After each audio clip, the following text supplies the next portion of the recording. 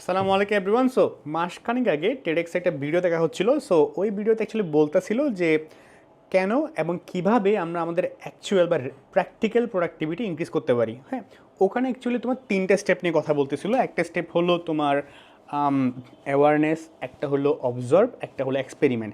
এখন চলো আমরা জেনে নেই এই তিনটা স্টেপ কী। আমরা এত এত মোটিভেশনাল ভিডিও দেখি কিন্তু তাও আমাদের প্রোডাক্টিভিটি বাড়ে না।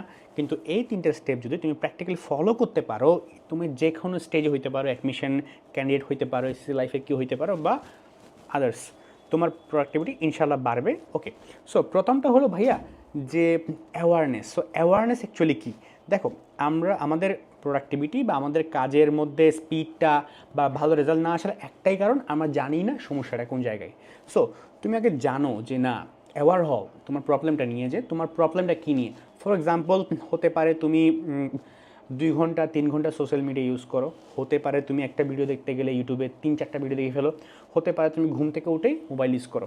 সো এটা তোমার কী হইতে পারে, তোমার প্রবলেম হইতে পারে। সো ইফ আগে তুমি অ্যাওয়ার হইতে পারো যে না তোমার এই সমস্যাগুলো আছে, তাইলে কিন্তু তুমি কী হইলে একটা স্টেপ পার করে ফেললে, অ্যাওয়ার হয়ে গেলা। সেকেন্ডটা হলো অবজার্ভ করা। এখন অবজার্ভ করা মানে অ্যাকচুয়ালি কী? দেখো, তুমি যখন, এটা হলো অ্যাকচুয়ালি টাইম এবং রিজন যেটাকে ম্যাচ করা। কেমন? দেখো, তুমি খেয়াল করলা যে প্যাটার্নটা দেখো, তুমি ঘুম থেকে উঠে তুমি 30 মিনিট কী করো, মোবাইল ইউজ করো, বুঝলা?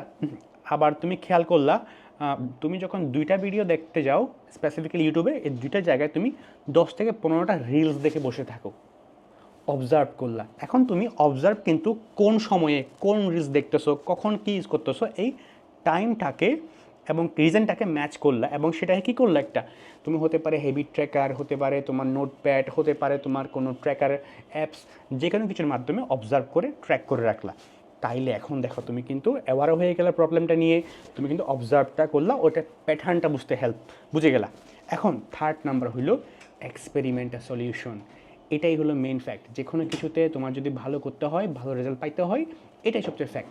এখন দেখো তুমি কীভাবে এক্সপেরিমেন্ট করতে পারো। আমরা তো অনেক মোটিভেশন ভিডিও দেখি, এখানে ডিসিপ্লিন হওয়ার পার্টটা এখানে আসে। দেখো তুমি কী করতে পারো, তুমি ঘুম থেকে উঠে তুমি কী করলা, ট্র্যাক করলা, ঘুম থেকে উঠে তুমি 30 মিনিট মোবাইল ইউজ করো। এখন তুমি করতে পারো কি, মোবাইল ইউজ না করে এটাকে রিপ্লেস করতে পারো। কীভাবে করতে পারো? তুমি একটা মেডিটেশন করতে পারো, তুমি ঘুম থেকে উঠে নামাজ পড়তে পারো, বা এমন কিছু করতে পারো যেটা হইলো তোমার মোবাইলের সাথে কানেক্টেড না। তাইলে তুমি কিন্তু রিপ্লেস করলা ফর 21 ডেজ। কতদিন? 21 ডেজ। কারণ মানুষের হ্যাবিট জন্ম হয় 21 ডেজে। এটা হতে পারে। বা তুমি স্পেসিফিক করলা যে না, আমি ইউটিউবে যাব এই সময়ের জন্য, এই সময়ের সাথে বের হয়ে যাব। বা তুমি এই যে কন্টেন্টটাকে চেঞ্জ করতে পারো, আগে রিলস দেখতে, এখন রিলস দেখবা না, change it.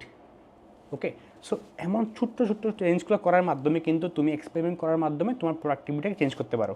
Okay, so I hope এই 3টে স্টেপ যদি তুমি ঠিকমতো ফলো করতে পারো, প্র্যাকটিক্যালি তোমার প্রোডাক্টিভিটি ইনশাআল্লাহ বুস্ট আপ হবে। সো দেখা হচ্ছে পরবর্তী কোনো ভিডিওতে। আল্লাহ হাফেজ, আসসালামু আলাইকুম।